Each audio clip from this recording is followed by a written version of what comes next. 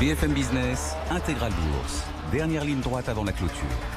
Le club de la bourse donc pour décrypter un petit peu tout ce qui fait bouger le marché en ce début de semaine, histoire de saluer les records nouvellement touchés aux États-Unis ou encore ces 5800 points qui sont a priori installés pour le moment dans l'escarcelle du CAC 40, une grande première depuis 2007. Pour en parler, trois de nos meilleurs experts. Cédric Besson pour Gaspal Gestion. Bonjour Cédric. Bonjour Cédric. Avec Étienne de Marsac pour Soniem. Bonjour. Bonjour Cédric. Et avec vous également Gilles Bazissire, bonjour. Bonjour. Pour Equity GPS. Il y a un mot, alors on va essayer de voir tous les trois ce que vous en pensez. Commerce, commerce, commerce. Et on a l'impression que ça a suffi pour remettre une traînée de poudre magique sur les indices aujourd'hui, que ce soit en Europe avec ces 5008, que ce soit avec un démarrage fort aux États-Unis. Il suffit de ces quelques lettres commerce pour effacer tous les doutes des marchés, Cédric ? Ça fait plus d'un an qu'on est pendu à cette discussion entre la Chine et les États-Unis. Donc oui, c'est commerce, et ce n'est pas même aujourd'hui, ça fait plusieurs jours que de la part des Chinois et des Américains sont distillées des discussions et qui effectivement progressent, parce qu'il y a des réunions entre Chinois-Américains, que ce soit en Chine ou aux États-Unis, depuis plusieurs semaines. Alors, la réunion devait avoir lieu au Chili, comme vous le savez, elle est ajournée pour des raisons de politique d'instabilité au Chili, mais ils vont trouver bien un lieu pour se retrouver. Le marché pense que ça va se faire rapidement, puisqu'il devait signer quelque chose, phase 1, dans les 10 prochains jours. Je pense que la date ultime sera peut-être le 15 décembre, puisque c'est la date où normalement M. Trump impose des taxes douanières supplémentaires. Donc on a un mois pour signer quelque chose. Trump tweet positivement. Les Chinois, quelque part, ont faim aussi. Vous voyez qu'il y a une grippe porcine qui est très déstabilisante. Ils ont besoin naturellement d'acheter de la nourriture. Donc faire un pas vers les États-Unis, c'est facile. Aux États-Unis, ils veulent investir un peu plus en Chine. On va peut-être les libérer sur la partie financière. Et on peut avoir un accord, à minima, mais un accord tout de même. Donc le marché grimpe avec cela, 7% depuis un mois. Effectivement, ça suffit parce que ça fait 12 mois qu'on attend quelque chose. On ajoute en plus aujourd'hui du mieux sur l'automobile européen, entre guillemets. Alors, c'est pas... ça n'a pas encore le cachet Trump, mais tout du moins dans son cercle rapproché, a priori, on y couperait. Si c'est du mieux peut-être de court terme en attendant une autre sanction. Mais pour revenir sur vos propos et notamment la partie trade qui excite les marchés financiers, mais également la partie war qu'il ne faut pas oublier, je crois que ce qui génère finalement cette bouffée d'optimisme qui a démarré depuis l'été, c'est également l'idée selon laquelle la dérive de ce conflit commercial en conflit tout court, alors pas forcément en conflit armé, mais en conflit technologique ouvert, avec Huawei ou les entreprises de la Silicon Valley seraient également impactées. Cette partie war là, dans Trade War, n'a pas eu lieu, et en particulier la dérive que l'on a pu craindre pendant l'été, que finalement à Hong Kong, pendant les phases d'émeutes qui ne sont toujours pas calmées, même si elles ont baissé en intensité, eh bien, Hong Kong ne dérive en un place Tiananmen. Et je crois que le pic de négativité qui a eu lieu cet été, c'est vraiment lié à cette impression ou cette idée selon laquelle l'agressivité de Trump allait dériver, et pourquoi pas en quelque chose d'un peu sanglant, place à Hong Kong. Et on connaît aujourd'hui la position de M. Trump, qui est plutôt manquant d'ADN finalement géopolitique, et plutôt de se désintéresser de ce qui se passe à Hong Kong, et cette dérive-là ne va pas avoir lieu. Donc c'est-à-dire que dans Trade War, la war n'a pas eu lieu, et j'ai envie de dire également que la partie trade finalement ne s'est pas produite. C'est-à-dire qu'on anticipait en début d'année des répercussions extrêmement négative à la fois sur le commerce international et à la fois sur la croissance. Vous avez une étude de l'OCDE qui vient d'être publiée qui dit que finalement à horizon 2022, donc 2022 ça fait 3 ans, 2019, 2020, fin 2020, 2021, 2022, à horizon 2022, l'impact de trade war entre guillemets sur le PIB américain, il est de 0,6, donc 0,6 ça fait 0,2 tous les ans pendant 3 ans, donc c'est tout à fait manageable. Et sur le PIB de la Chine, il est de 1%. Donc 1%, c'est 0,3. Donc tout ça, ça vous donne finalement avec Donc ça fait quoi ?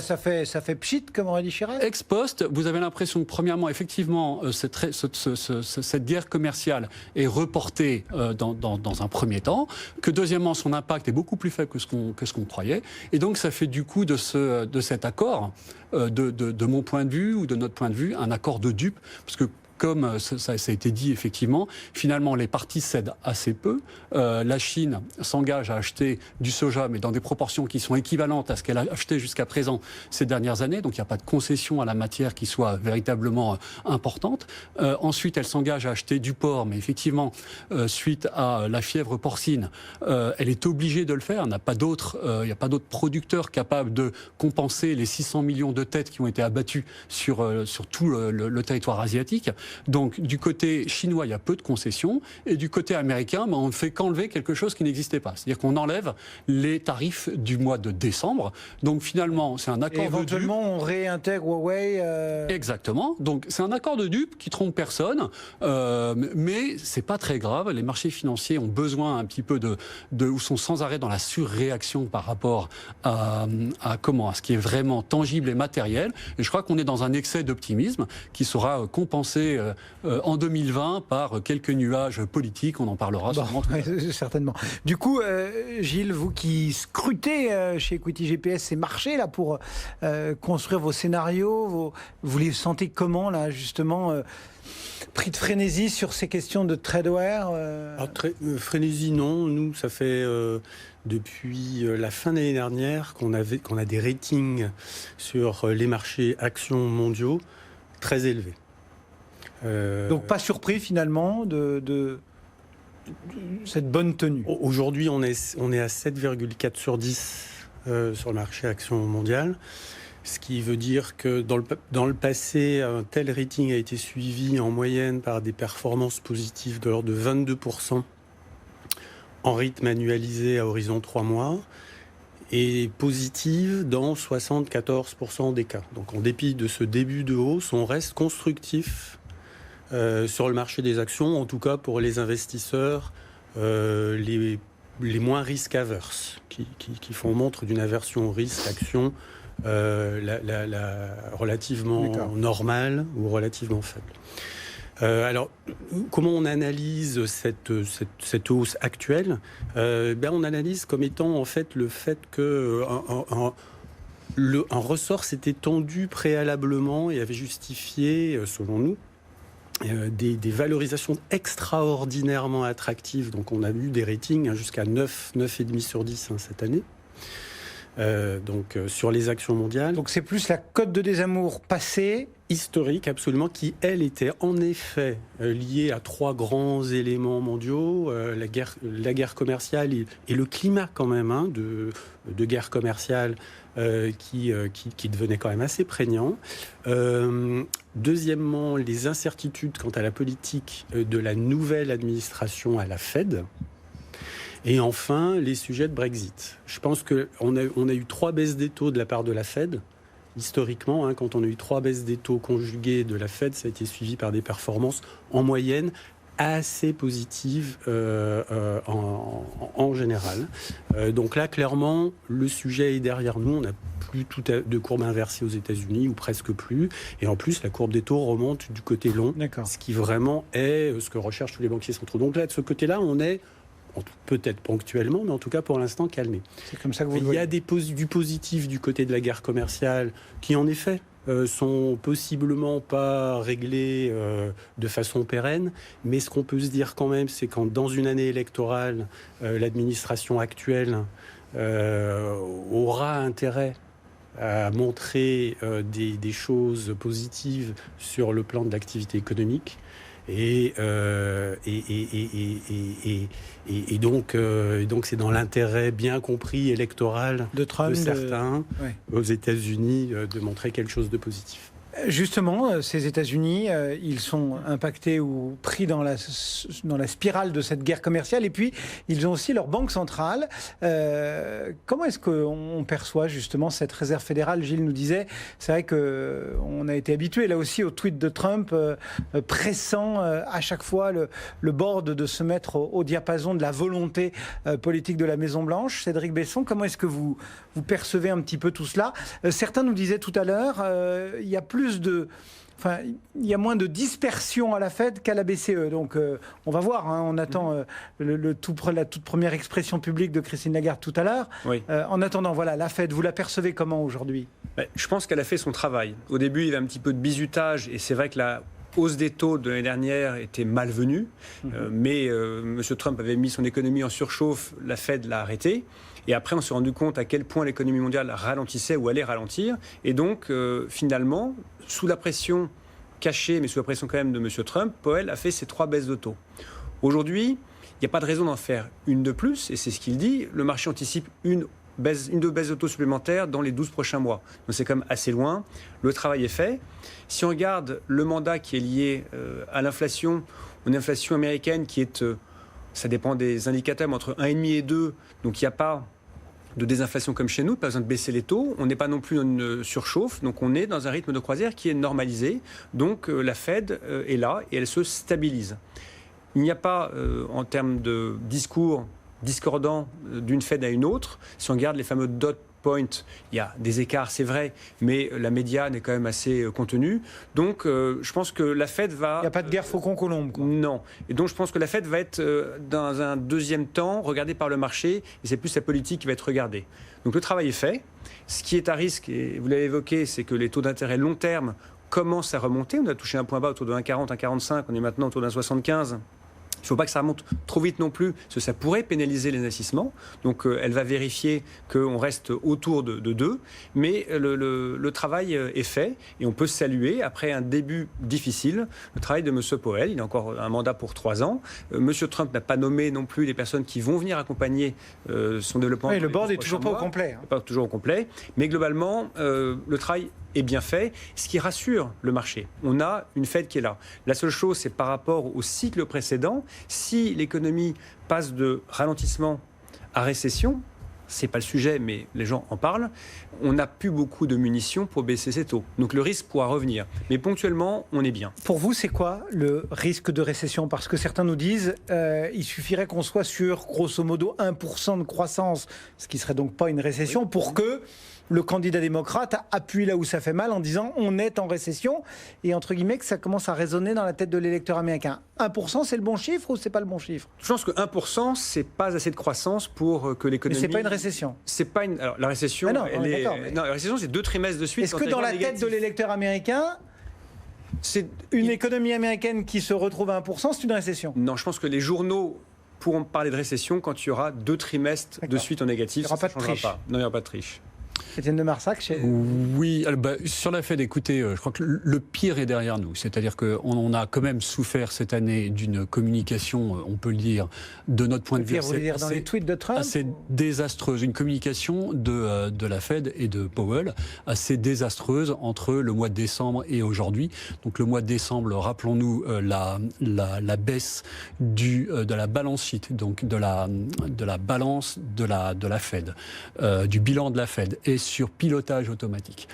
Pilotage automatique qui avait été un ballon d'essai lancé comme ça sans aucune préparation à la communauté des investisseurs et qui a affolé tout le monde et entraîné la baisse brutale du S&P 500 du mois de décembre. Il faut vraiment la raccorder à cet élément de langage complètement surréaliste.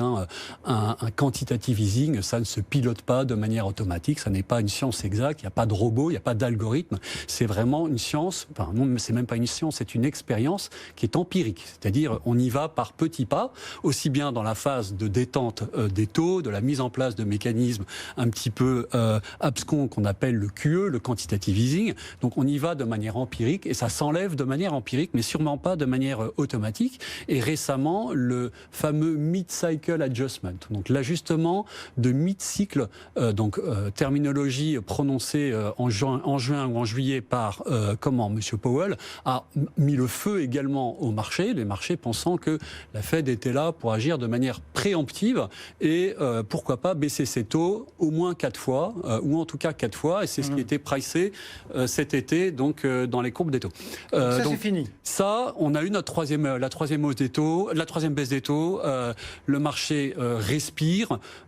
C'est le terme de mid-cycle adjustment a été oublié et abandonné de la communication officielle au mois de donc là le 31 octobre. Donc on sait que finalement la Fed n'a pour le moment pas de biais. Elle peut tout aussi bien baisser ses taux que pourquoi pas les remonter, sachant que dans la conférence de presse, M. Powell a répété à l'infini, pour mesurer un peu ses propos, que si toutefois il devait y avoir hausse de taux, ça ne serait pas avant que l'inflation revienne durablement sur des objectifs qui soient supérieurs à 2%, parce que vous avez tout un gap de hausse de prix qui s'est accumulée dans le temps, hausse de prix qui ne se sont pas produites.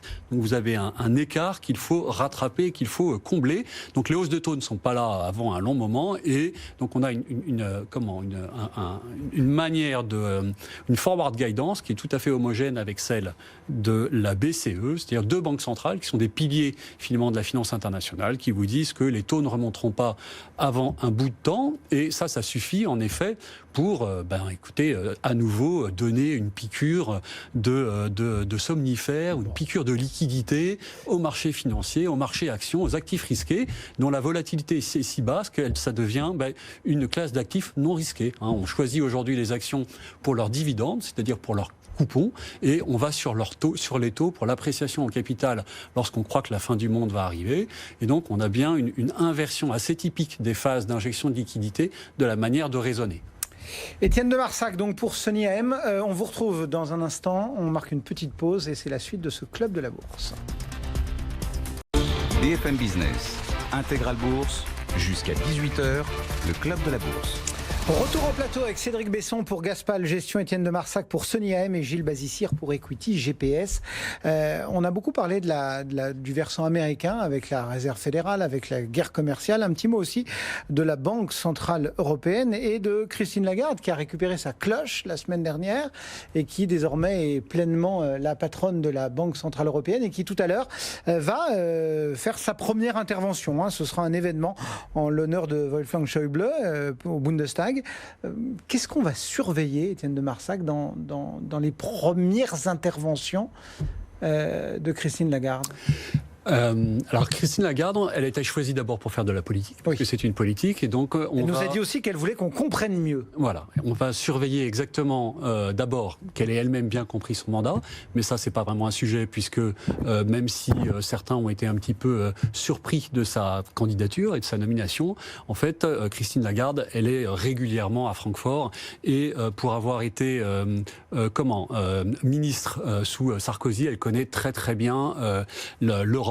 Puisque c'est elle qui a géré la crise de la dette grecque, en partie avec la BCE. Et donc, il est absolument pas rare de la croiser dans les couloirs de Francfort, ni dans ceux de Bruxelles.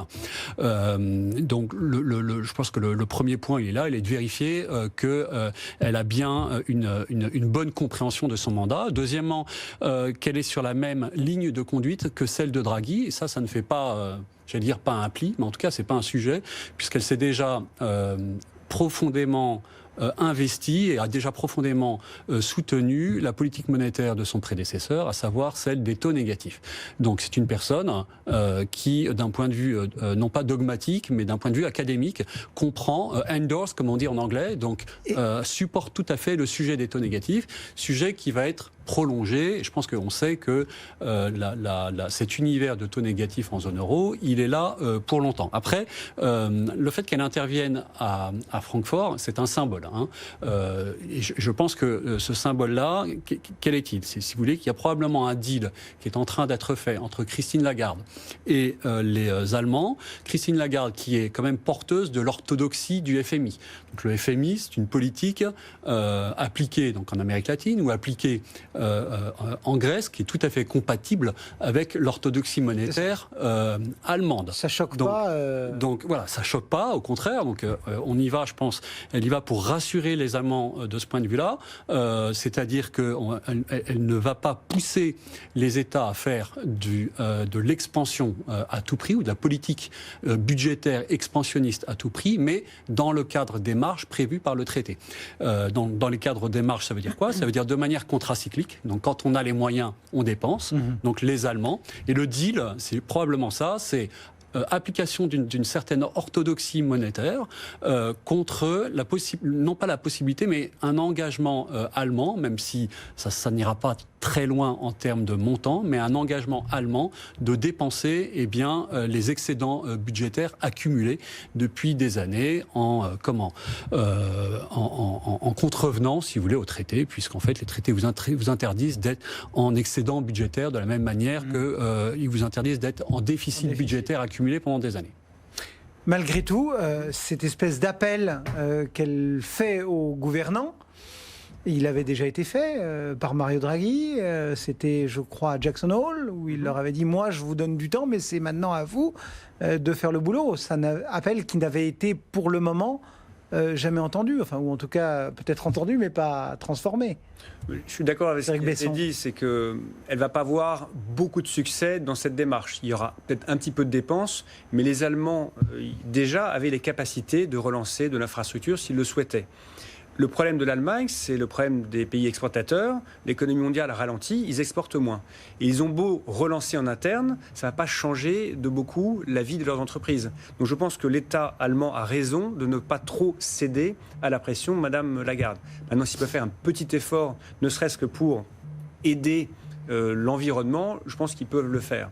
Deuxième chose aussi, il faut reconnaître qu'on parle de gens, mais c'est une femme à la tête d'une banque centrale. Si on a des périodes difficiles, elle peut peut-être faire passer les choses de manière beaucoup plus souple, beaucoup plus ronde. Je pense qu'il faut le prendre en compte. Mais également, le premier mot qu'elle a évoqué, si vous vous souvenez, il y a quelques semaines, elle a dit « Je ne suis pas une fée ». Donc elle n'est pas là pour, d'un coup de baguette magique, changer la donne européenne. Donc moi je pense qu'elle va continuer ce qui a été fait, va essayer de modifier, mais je voudrais apporter quelque chose, c'est qu'on a mis 15 ans à, entre guillemets, tuer l'inflation. Aujourd'hui, plus personne ne croit au retour de l'inflation. Je pense qu'un jour ou l'autre, et peut-être plus proche qu'on ne le croit, l'inflation va revenir. Et je suis content d'avoir une femme qui a été patronne du FMI, qui a vu l'inflation dans d'autres pays en dehors de la zone, voir quels sont les outils apportés. Elle la connaît.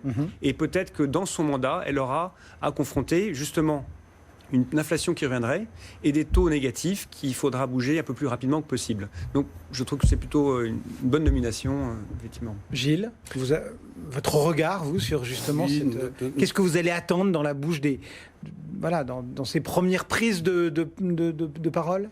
Elle va être prudente et donc nécessairement s'inscrire dans les pas de son prédécesseur. Donc ça, sur le principe, elle ne pourra pas beaucoup changer, parce que sinon on imagine la déstabilisation que ça peut être. Malgré tout, on a vu dans les dernières minutes, entre guillemets, dans les dernières heures de l'ère Draghi, que finalement, il y avait pas mal de dissensions au sein du Conseil des gouverneurs. Mais justement, son challenge est celui-ci. Et il est quand même d'extirper à terme plus ou moins lointain l'eurozone d'une période de taux d'intérêt court négatif. Ça ne peut, sur le principe, c'est quelque chose qui a des effets pervers dans la durée qui finissent par être presque plus importants que les effets positifs. Pour ça, il faut que le chemin se fasse par les taux longs. Donc c'est les taux de marché. Il faut que les taux longs remontent et ensuite la Banque Centrale Européenne en prendra acte, et tout en maintenant une courbe des taux pentue, donc propice à l'activité économique et à des comportements normaux des agents économiques, puisse remonter tout doucement ces taux en prenant appui sur cette hausse des taux longs. Étienne de Marsac. Oui, et là, je voulais juste apporter un éclairage différent, parce qu'en fait je reviens de Francfort, d'une réunion de politique monétaire de la BCE. Donc vous savez que j'ai travaillé pour l'Union européenne jusqu'à très récemment pendant 3 ans. Et juste pour un petit peu pondérer, je suis tout à fait d'accord sur l'idée que Christine Lagarde, tout comme la BCE, aimerait bien sortir de la logique de taux négatifs, mais il y a également cette conscience que finalement c'est pas aussi tranché qu'on ne le pense en termes de résultats.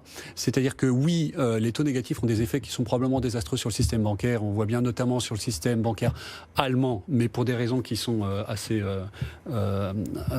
locales. C'est-à-dire que vous avez plus de banques en Allemagne que vous n'en avez dans toute la zone euro. Donc vous avez un problème de concurrence que se livrent les banques qui les pénalise durablement.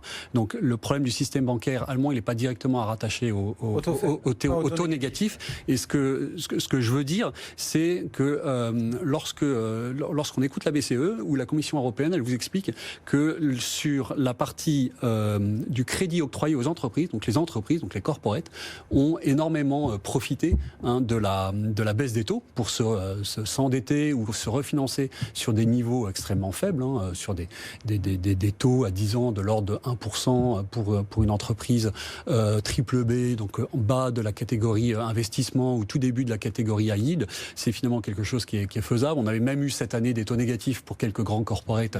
Donc les entreprises en ont profité. Quand on met dans la balance les effets négatifs sur les banques et les effets positifs sur les entreprises privées, on arrive à une image qui est un petit peu plus pondérée. Après, il y a également cette idée qui émane, donc là moi je suis complètement en désaccord avec l'économiste de Natixis qui dit qu'il règne la panique à la BCE. En fait, il y a une très grande sérénité. Une très grande sérénité déjà parce qu'on arrive dans une logique et qui va continuer à s'imprimer de manière continue sous l'égide de Christine Lagarde. On continue le quantitative easing jusqu'aux limites de ce qu'on peut faire. Donc les limites, c'est finalement les limites diplomatiques. C'est les limites de la Bouba, c'est-à-dire au-delà de 50% de détention. Et peut-être un peu de la cour de Karlsruhe, non ? Exactement. Donc c'est les limites, on va dire, diplomatiques, constitutionnelles de l'Allemagne. Donc on a la place en fait pour aller jusqu'à pendant 1 an de l'achat de dette, mais pas tellement au-delà. Au-delà, il faut pousser les clés, donc ce qu'on appelle les clés de capital, donc les clés de détention de dette privée par la Banque centrale européenne. Donc on peut y monter jusqu'à 50% de détention. A priori, l'Allemagne serait d'accord, mais pas tellement plus. Et au-delà, il faut que les États prennent le relais. Mais prennent le relais tout en sachant bien que ça n'ira pas très loin en termes d'impact. Le plan Juncker, c'est 350 milliards pendant la crise débloqués pour l'Europe, et ces 350 milliards ont engendré 1% de PIB pour la zone euro. Là, si vous faites le cumul de la dette ou du PIB de l'Allemagne, de la France et de l'Italie, et que vous prenez 1% de ce cumul, vous arrivez à une centaine de milliards. Donc une centaine de milliards, c'est un tiers du plan EFSI, du plan Juncker, c'est-à-dire 0,3% de PIB créé en quelques années. Donc ça n'ira pas très loin. Donc la Banque centrale européenne, mais pas seulement elle, également la Fed, sont engagés dans une réflexion qu'on appelle le MMT ou hélicoptère monnaie. Donc hélicoptère monnaie, on pense de manière très visuelle à on asperge, on jette des billets. C'est la Banque centrale qui vient directement vous verser. On pulvérise des billets de banque sur l'économie. Chèque cadeau. C'est ça. On pulvérise des billets de banque sur l'économie. Et cette pulvérisation, en fait, elle se fera pas nécessairement tout de suite. C'est plutôt une réflexion dans la durée, mais grâce à l'introduction d'une monnaie digitale. Donc une monnaie banque centrale digitale, c'est un sujet auquel la BCE réfléchit de manière très pragmatique aujourd'hui et qui permettra de, entre guillemets, imprimer de l'argent en toute sécurité, puisque la sécurité de la blockchain aujourd'hui, c'est quelque chose qui ne fait plus débat. Imprimer de la monnaie tout en ayant des taux négatifs, c'est-à-dire que vous pourrez très bien créditer le compte de quelqu'un 200 aujourd'hui et puis demain ou après-demain, il ne sera plus de 70 que de 70 de manière automatique, de sorte de le forcer à consommer. Donc toute cette logique-là, elle est actuellement réfléchie. Alors c'est une logique qui est séculaire, ça ne va pas se mettre en place sur... c'est pas pour après-demain. Pas pour après-demain. Pas la peine de l'attendre pour les cadeaux de Noël. Pour autant, le retour de l'inflation, même si on peut le souhaiter, et j'espère qu'il viendra, ça va être compliqué. Allez, on marque une petite pause. Bien sûr, on va vivre la clôture de la Bourse de Paris. On va aller rejoindre Mickaël Jacobi qui nous attend chez Oddo BHF. Et puis ensuite, on revient. Cédric Besson, Étienne de Marsac et Gilles Bazissière pour la suite et la fin de ce club de la Bourse. Allez, on va filer rejoindre Mickaël Jacobi qui nous attend chez Oddo BHF. Bon, Mickaël, 5821 plus 1,04. Des indices américains qui ont débuté la semaine, bon pied, bon oeil également. Bref, pas de raison de faire la fine bouche.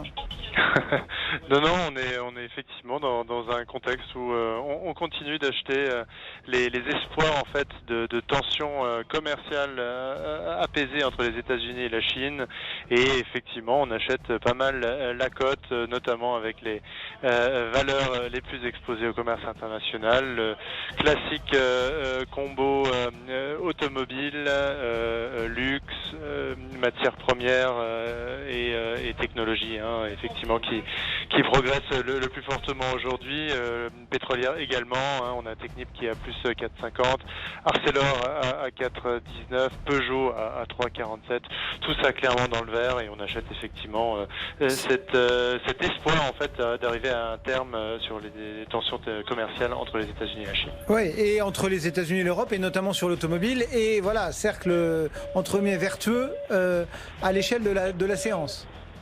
C'est exactement ça. Alors il faut savoir raison garder. On est quand même à des plus hauts, que ce soit sur nos indices européens que sur les US. On a un volume qui est quand même très fortement étoffé, hein. On a quasiment 2,5 milliards échangés. Je pense qu'on va atteindre aisément les 4,5 milliards après le fixing. Et en revanche, on a des convictions en tous les cas à court terme. Voilà donc pour le fixing de cette séance. Mickaël Jacobi, donc depuis la salle de marché d'Odo BHF. Merci Mickaël. Le CAC 40 donc qui termine à 5823 points. Le CAC qui gagne donc pour cette première séance de la semaine 1,07%. C'est Technip FMC qui remporte la palme du jour, plus 4,31%, 18,87. ArcelorMittal et Peugeot pour compléter ce tiercé gagnant. Au total, on a quand même une petite dizaine de titres en hausse de près ou de plus de 2%. Des baisses pas très nombreuses, une dizaine tout juste, dont Veolia Environnement, moins 0,77%, 23,24. Bouygues, moins 0,65 à 38,21. Ou encore Danone, moins 0,49, 73,62. Orcac, signalons Schlumberger, qui gagne 6,2% au coude à coude avec General Electric. Ubisoft et Virbac ferment la marche. L'Eurodoll 1,11,41. Je vous rappelle le CAC qui termine donc sur une hausse d'1,08%, 5824 points, hausse qui prévaut aussi à New York. BFM Business, Intégral Bourse, on refait la séance. Retour donc au cœur de ce club de la bourse avec Cédric Besson pour Gaspal, Étienne de Marsac pour Sony AM et Gilles Bazissière pour Equity GPS. Allez, on va faire un petit peu de coulisses, mais vous débattiez de l'inflation, c'est assez sympa pendant que on faisait ce fixing. L'inflation, c'est vrai que tout le monde l'attend, tout le monde la guette, tout le monde l'espère parfois. Certains disent attention, c'est comme la pâte à dents, hein, une fois que c'est sorti du tube, on ne sait plus très bien comment la faire rentrer. C'est risqué, c'est pas risqué, c'est de court terme, c'est de second tour. Voilà, c'était un petit peu les éléments de votre débat. On ne refait pas la séance, mais on refait le match. C'est quoi cette inflation aujourd'hui? Ce risque inflationniste, il vient d'où? Il va où? Il nous mène où? Étienne de Marsac. D'abord, il n'y a pas une inflation, mais des inflations. Il faut distinguer en fait la nature. Donc vous avez l'inflation importée par les prix, celle pour laquelle finalement vous ne pouvez rien, qui dans un premier tour n'engendre pas nécessairement de surchauffe de votre économie, mais simplement une compression des marges. Exactement, et ça vient du pétrole ou bien des matières premières. Et là, on est bien d'accord qu'une action de la Banque centrale qui consisterait à remonter ses taux pour faire baisser cette inflation serait complètement inepte et sans effet, puisque c'est de l'inflation importée. Celle-ci, elle n'est pas nécessairement vue de manière positive, puisqu'elle vient contracter les marges des entreprises, au moins dans un premier temps. Ensuite, je parlais de différence de nature, vous avez une deuxième inflation qui est celle que fabrique votre économie en état de surchauffe, ou en état, on va dire, à la fin d'un cycle. C'est celle que l'on attend désespérément aux États-Unis, par exemple, et qui a du mal à venir, même si M. Powell considère qu'on est en milieu de cycle. Mais on est plutôt en fin de cycle compte tenu du plein emploi. Ce plein emploi, il a du mal à se transférer dans les prix des salaires, dans les hausses des salaires qui permettraient finalement, qui serait la traduction d'un enrichissement et qui permettrait au prix de remonter, mais de remonter de manière saine. Pourquoi c'est intéressant, pourquoi tout le monde parle de l'inflation et on souhaite aujourd'hui, c'est parce qu'on est dans des économies qui sont ultra leveragées, c'est-à-dire dont la croissance repose sur la dette. Et pour faire baisser la valeur de la dette, il faut créer de l'inflation. Rien de mieux qu'un petit... Voilà, un petit peu d'inflation, pas trop, mais de manière mesurée, de sorte que le stock de dette s'amenuise et de sorte que le consommateur soit pris dans une logique ou dans un cercle qui soit positif. C'est-à-dire que si vous anticipez que les taux de votre iPhone, les prix de votre iPhone vont monter dans les jours qui viennent, eh bien, vous courez dans les magasins, acheter le modèle précédent en avance, de sorte de vous équiper avant cette hausse des prix qui vient. Et donc, on voit bien que l'inflation positive, comme ça, elle engendre de la consommation. Alors que la déflation, si vous anticipez que les prix vont baisser, vous ne courez pas dans le magasin. Et exactement, et vous gardez votre carte bleue dans votre portefeuille. Ça, c'est déflationniste, c'est déprimant pour l'activité.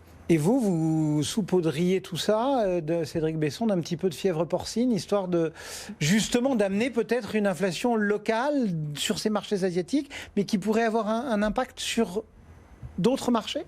Oui, on est dans un monde très global, même si Trump essaie de le rendre moins global. Donc tous les produits qu'on achète, on va sur Internet, on fait clic pour trouver le moins cher. Enfin, nous, on ne va pas acheter notre jambon en Chine. Alors, au début, non. Mais le Chinois qui va payer son jambon 2 fois plus cher, parce que c'est 2 fois plus cher aujourd'hui. Et son poulet, 50% plus cher. Au bout d'un moment, il va aller voir son patron et dire « S'il te plaît, augmente-moi parce que je ne peux pas nourrir ma famille ».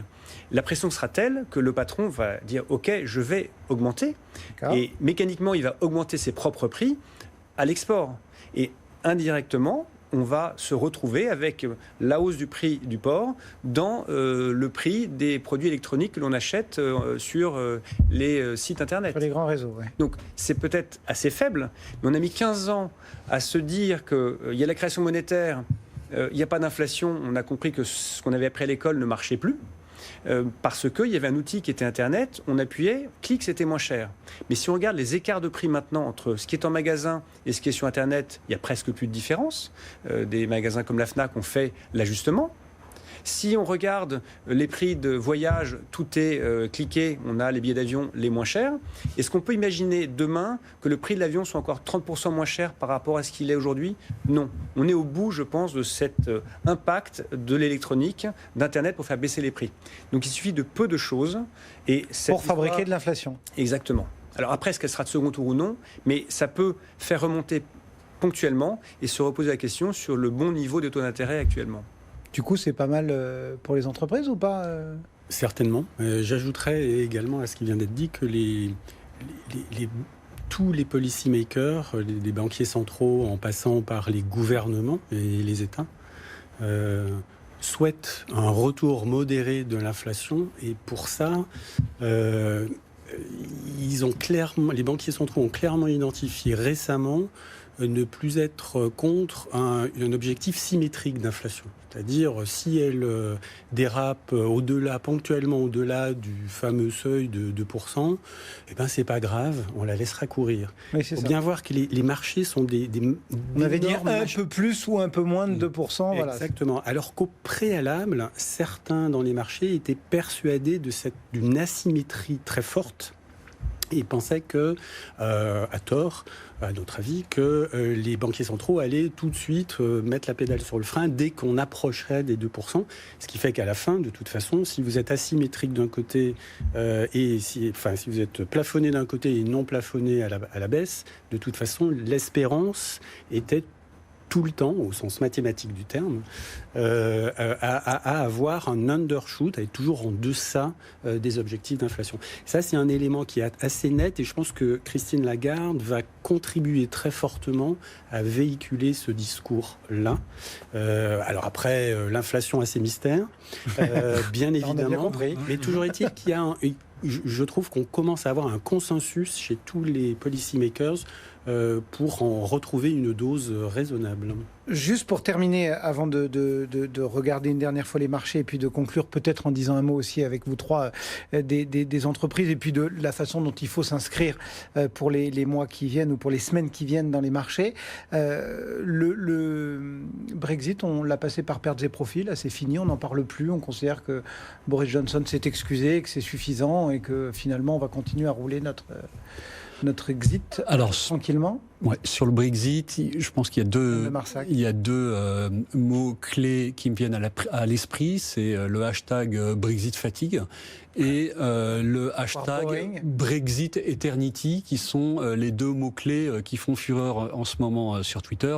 D'ailleurs, la fatigue, ou la Brexit fatigue, étant probablement causée par cette Brexit Eternity dans laquelle on est en train de s'inscrire. Et on peut très bien ne pas exclure que en 2150, la reine d'Angleterre et le Premier ministre, ou le roi d'Angleterre, absolument, se retrouvent à Bruxelles pour quémander une extension sans que plus personne ne sache vraiment très bien à quoi cette extension se réfère, si ce n'est peut-être à une tradition ou à une coutume un petit peu folklorique donnant lieu à des élans de joie ou de tristesse dans les rues, un petit peu comme Halloween par exemple. Ce sera peut-être une fête qu'on célébrera dans le futur. Non, mais après, plus sérieusement, le Brexit, le deal tel qu'il a été conçu et octroyé par l'Union européenne n'est pas un deal qui est susceptible d'obtenir un consensus au Parlement ni anglais ni européen. On parle souvent de la ratification via le Parlement de Westminster, mais on oublie la ratification est double et doit se faire également par le Parlement européen à Bruxelles. C'est un deal qui breach, donc dépasse toutes les lignes rouges qui avaient été fixées par l'Union et fixées également par les conservateurs. C'est-à-dire qu'il entérine une frontière officielle, légale, entre l'Irlande du Nord et l'Irlande du Sud, même si sa matérialité est déplacée en mer d'Irlande. Ça, c'est le premier point. Donc, on entérine le fait que cette frontière légale existe. Donc là, on est en breach direct des accords du Good Friday. Premièrement. Deuxièmement, on entérine également l'abandon de souveraineté de l'Angleterre sur une partie des échanges qui auront lieu entre l'Angleterre, justement, et l'Irlande du Nord, et notamment la partie marchandises, puisque les marchandises seront soumis au droit de l'Union européenne. Donc le droit de l'Union européenne, ça veut dire quoi ? Ça veut dire qu'en cas de litige, ça n'est pas l'Angleterre qui statue, c'est la Cour européenne de justice. Donc vous avez un abandon de souveraineté. Dont les Anglais ne voulaient plus entendre parler. Absolument, et d'ailleurs c'est assez... Et puis c'est surtout très rigolo, c'est-à-dire que ce retour de l'histoire, c'est-à-dire qu'au nom de la souveraineté qu'on veut récupérer, qu'on veut retrouver, eh bien finalement la logique du Brexit va conduire à en perdre, avec probablement l'indépendance qui sera votée dans la foulée de l'Écosse, qui cherchera à rester dans l'Union européenne, exactement, ou la Petite-Bretagne, la perte d'influence sur Gibraltar, la perte d'influence sur les Falklands. Les Falklands, vous pourriez parier que dans les années qui suivent la sortie, n'ayant plus accès à la zone de libre-échange européenne, ils demanderont à se rattacher directement à l'Amérique latine. Donc ce deal-là n'est pas signable en l'état. C'est probablement la raison pour laquelle ça a été si vite.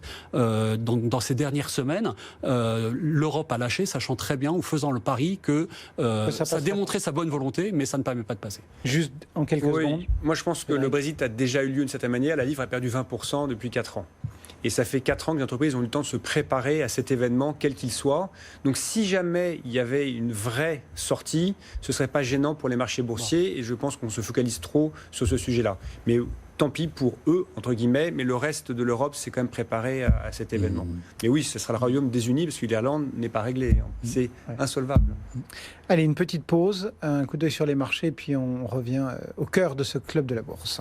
BFM Business, Intégral Bourse, jusqu'à 18h, le club de la bourse. Encore quelques minutes pour terminer ce club de la bourse en compagnie de Cédric Besson pour Gaspal Gestion avec Étienne de Marsac, décidément. Je ne sais pas pourquoi je vais vous appeler Eric, mais non, ce sera Étienne. Pour Sony AM et Gilles Bazissière pour Equity GPS.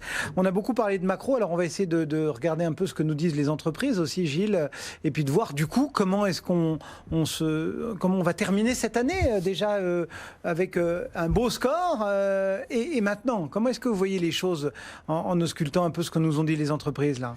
Alors nous on suit 7000 valeurs dans le monde, hein, donc ça fait pas mal. je ne veux pas citer toutes celles qui ont un rating au-dessus de notre moyenne, ouais. Hein, donc c'est pas possible. En termes géographiques, nos ratings sont très très très élevés, ça ne vous étonnera pas, sur la Chine. Et le pays sur lequel on a le rating le plus faible, le marché substantiellement important dans le monde, c'est la Suisse. qui est un marché un peu défensif et qui obéit à des logiques qui est assez décorrélées du marché mondial. En termes sectoriels, on a des bons ratings sur l'énergie, sur les cycliques, sur les bancaires, un petit peu moins sur les assureurs et un petit peu moins sur les biens de consommation courante. Ces entreprises très très visibles qui avaient énormément profité de la baisse des taux d'un point de vue boursier.